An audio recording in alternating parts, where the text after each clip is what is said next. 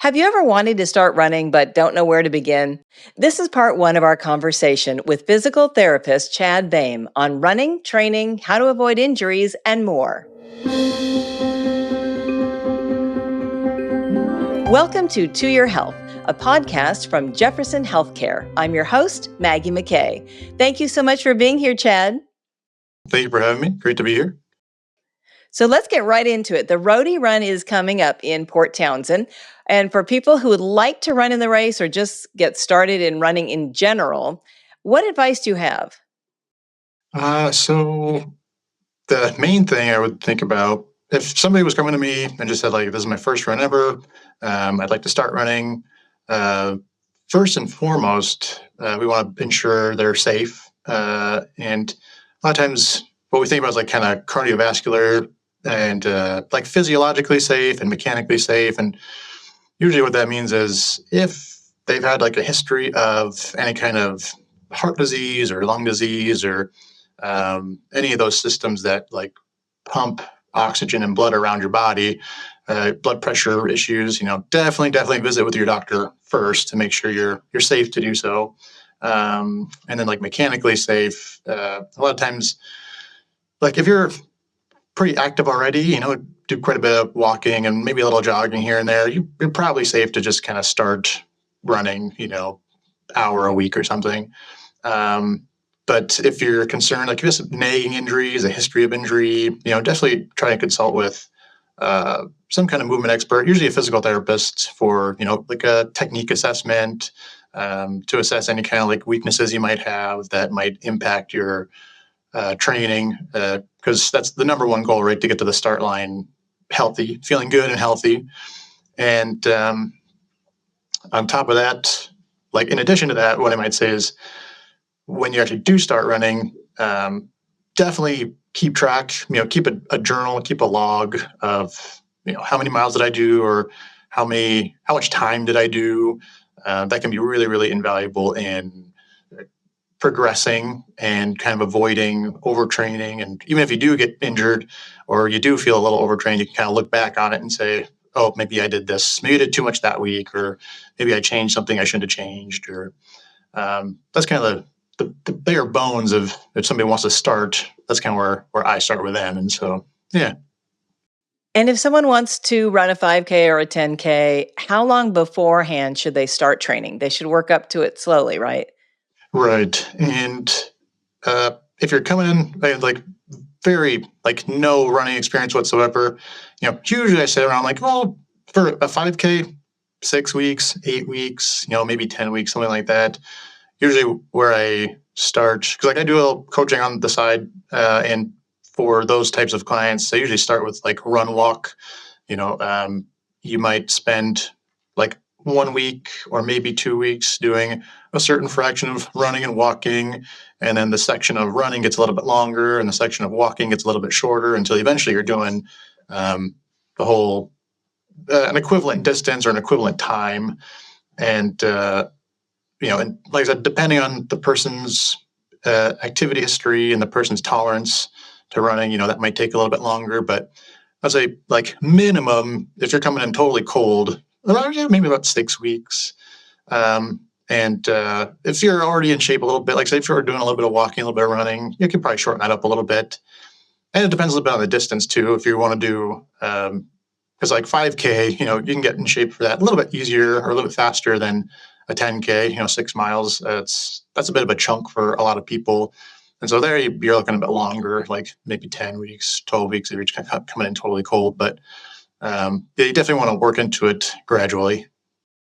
Yeah. Just last week, Chad, I work out a lot, but it doesn't include running. It's boot camp. It includes like jogging. So anyway, I was walking around the park and I looked at my watch and I had to be somewhere. And I'm like, oh my God. So I started running, even though I used to run, but I haven't in a long time. I have to tell you, when I was finished that night and the next day, my back hurt so bad. And I thought, well, that wasn't smart.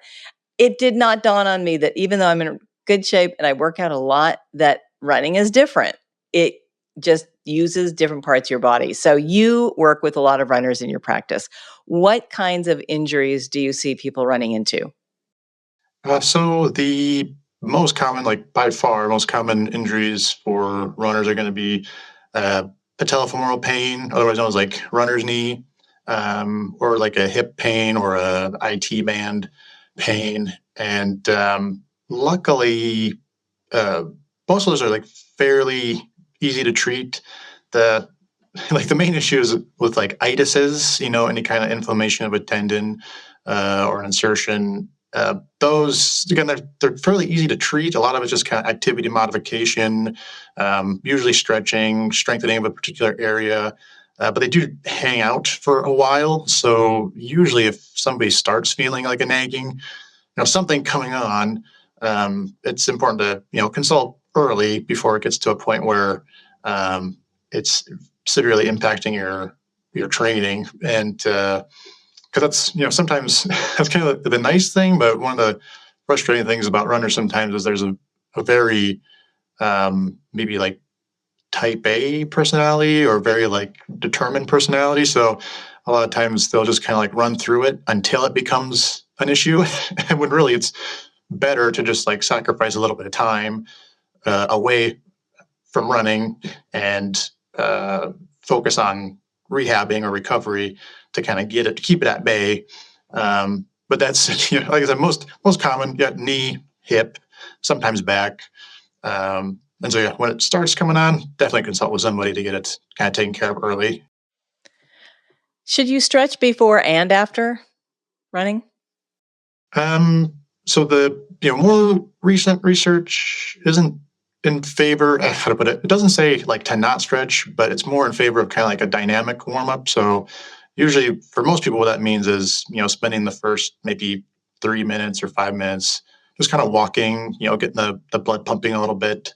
Some people might do like a knees to chest or like pulling the heel to the butt, type of a stretch beforehand, which can be definitely helpful. And it's good for pretty much anybody along the lifespan. But I will say it is maybe like a little bit more important for older individuals coming into running a little bit later in life. The tissue just isn't quite as pliable as it used to be, when you're 20 or something, 20 or 30.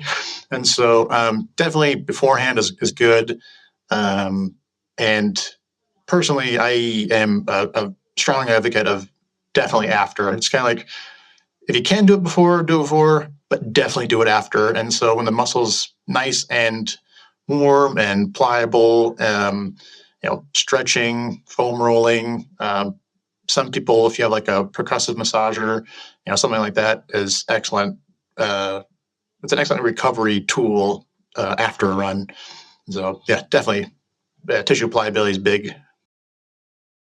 The injuries you mentioned before, how can people work through those challenges? I mean, ice, heat, come see you. What do they do? So at the bare minimum, like to start with, you know, uh, stretching, ice, and activity modification are probably the three biggest things. So just like I said, reducing the time spent training a little bit, maybe reduce it by, usually I say about 8%, 10%, something like that. See if it makes a difference. If it's acting up after a run, definitely ice, definitely stretch. Try that out for about a week, maybe 2 weeks. If it's just not moving and not getting any better, definitely trying to get in with a physical therapist to figure out like why isn't this getting better, and so yeah, usually the old acronym RICE, rest, ice, compress, elevate. You don't need to do all of those, but definitely icing, stretching, and activity modification. Because sometimes you hear ice, heat, back and forth, Right. So you're just saying avoid the heat, just keep the ice on it. Because what does that reduce the swelling? Right. It helps kind of get the inflammation down a bit. Actually constricts some of the blood vessels, which kind of squeeze out some of the fluid that would otherwise be kind of hanging out there and taking up space and becoming painful. You can, like I mentioned earlier, at the beginning of a run, like a dynamic warm up, a really easy kind of walk, that can be effective in keeping some of those like itises at bay. Otherwise, you can do some like hot pack beforehand as well. Usually we kind of categorize those things into either like an active warm up or a passive warm up. And so passive warm up would be like a hot pack. So maybe like, hot pack before, cold pack after, or just like just kind of walking and little dynamic stretching usually is pretty effective in warming it up enough. Let's say somebody starts running and pretty quick into it, they feel discomfort or pain. Should they just stop or run through it like you were saying some people do? So usually I follow like a 10-minute rule. So for most kind of small, like kind of nagging injuries, it should kind of clear up after about 10 minutes.